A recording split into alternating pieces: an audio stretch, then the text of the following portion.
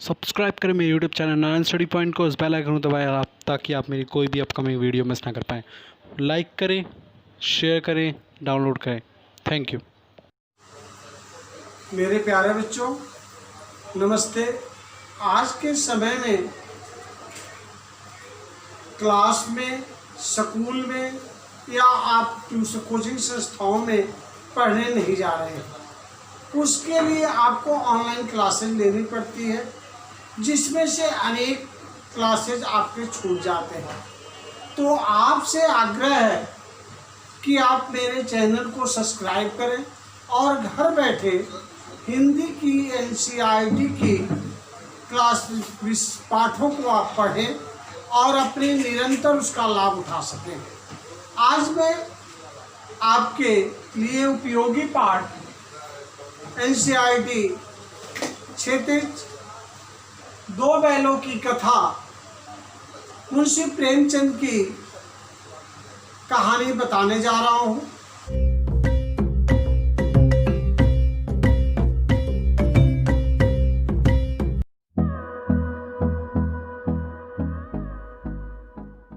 प्रेमचंद जी के बारे में जानेंगे कि मुंशी प्रेमचंद जी का जन्म लमही बनारस में सन 1880 में एक सामान्य परिवार में हुआ था। उनका बचपन का नाम धनपत राय था।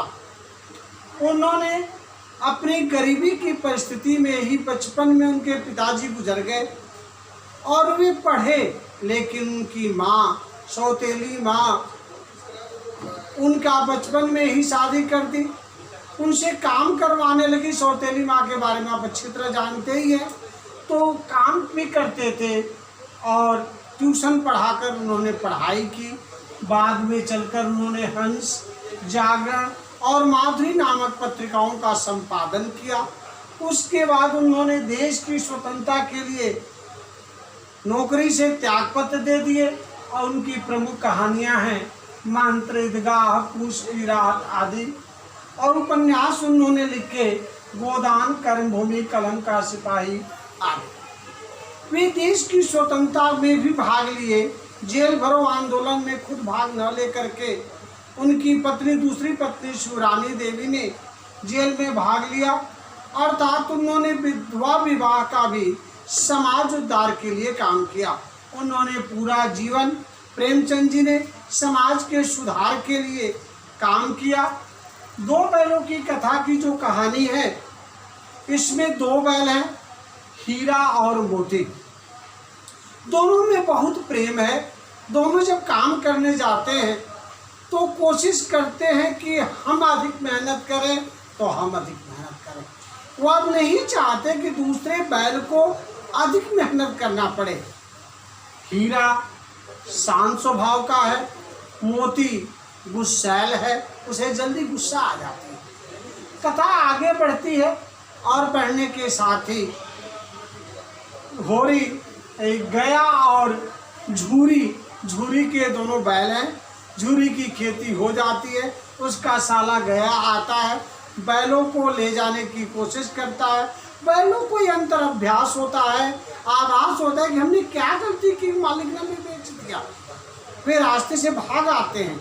फिर भी जब पत्नी की डांट पाते हैं, मालकिन की डांट पाते हैं, तो वे आत्मसम्मान जगता है और वे जाते हैं। उनमें मित्रता का गुण है। वे दोनों बैल एक दूसरे के हर समय साथ देते हैं।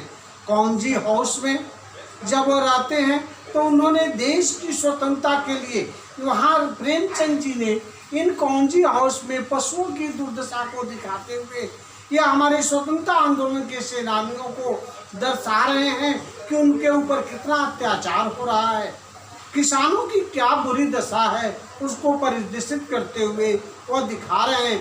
कांजी हाउस में हीरा और मोती ने दो दीवारें तोड़ दी।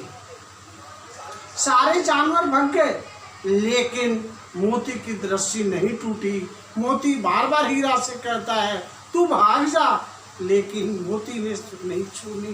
कहा जिएंगे तो साथ में, मरेंगे तो साथ में। यह मित्रता की पराकाष्ठा है। उसके बाद से आगे चलते गया के घर गए। गया के घर जाने पर उनकी गया की पत्नी इन बैलों पर अत्याचार करती थी। मोती कहता था गुस्सा आ रहा है कि मैं इसे मार दूं अपने सिंह से, लेकिन हीरा मना करता था। इससे स्पष्ट होता है कि हमारे सनातन धर्म में यत् नार्यन्त पूज्यन्ते तत् रमन्ते देवता, जहाँ नारियों की सम्मान होती है वहाँ देवता भी खुश होते हैं, या उनके द्वारा व्यक्त होता है। वहीं पर एक छोटी बच्ची जो बुआ की लड़की है, सौतेली है, उसकी माँ नहीं है, वो इन बैलों की दुर्दशा को देख रही है। गया के घर उनको सूखी घास दे दी जाती है, वे बेचारे प्रेम के भूखे हैं। वह बच्ची रात में अपने भोजन की एक रोटी लाकर दोनों को तोड़कर खिलाती। उस बच्ची के द्वारा उन बैलों को प्रेम मिलता है, उस एक रोटी के द्वारा ही उन दोनों की भूख समाप्त हो जाती है, एक दूसरे के दर्द को समझते हैं। हमारे यहाँ कहावत कही जाती है, जिसके पैर में फटी बेवाई सो क्या जाने पीर पर आई। जिसने कभी दुख न देखा हो वह दुख को क्या समझेगा। वह बच्ची के दुख को बैल समझते थे और बैल बच्चे के दुख को समझे, इसलिए एक दूसरे से प्रेम किए। बच्ची एक दिन उन बैलों की दुर्दशा को देखकर उनकी रस्सी खोल दी। रस्सी खोलने पर दोनों बैल तुरंत नहीं भागे, बच्ची कुछ दूर चली गई तब वो भागे। वो इसलिए नहीं तुरंत भागे कि भागेगी तो उसकी बुआ सुन लेगी, वो उसे मारेगी कि इसने ही रस्सी खोल दिया। उसके बाद गया दौड़ता गया, लेकिन बैल नहीं पकड़े गए। फिर वहाँ से चले, मटर के खेत में गए, सांड से लड़ाई हुई। सांड दोनों बैलों ने अपनी मित्रता की जघन्य रूप दिखाए, घोर मित्रता की पहचान दिखाई, और इस प्रकार से उन्होंने दोनों सांड पर मारने, एक आगे से एक पीछे से, और दोनों ने जबरदस्त संघर्ष किया। और उसके बाद से वहाँ सांड भागा। ये दोनों अपने घर आए।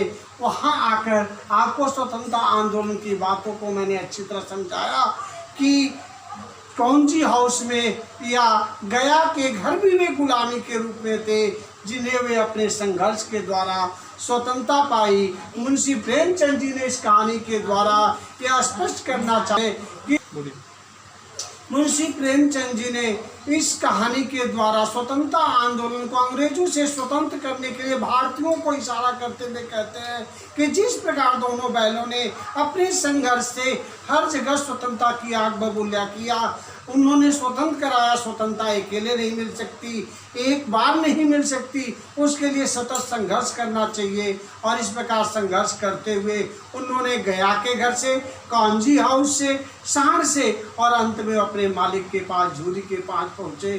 झूरी ने स्वीकार किया, गले लगाया। इस पाठ का यह सारांश है कि हमें स्वतंत्रता चाहिए, हमें अपने आप में जीवन को सुख पाना है तो स्वावलंबी बनना पड़ेगा। हमें जैसे गया और झूरी और हीरा और मोती ने अपने जीवन में संघर्ष करके, गया जैसे दुष्ट आत्मा से कांजी हाउस के द्वारा और कसाई के द्वारा और सांड के द्वारा अपने जीवन को बचाया, और पुनः सुख के सागर में आकर झूरी के यहाँ सुखी रहने लगे, प्यार पाने लगे। वैसे ही हमें इस देश को स्वतंत्र कराने के लिए, किसानों की दशा को सुधारने के लिए और जानवरों की स्थिति को सुधारने के लिए मुंशी प्रेमचंद जी ने हमें दिशा निर्देश दिखाया है कि हमें सतत संघर्ष करते हुए अपने देश के लिए, अपने समाज के लिए न्यौछावर करके हमें अपना जीवन सुखमय बिताना चाहिए।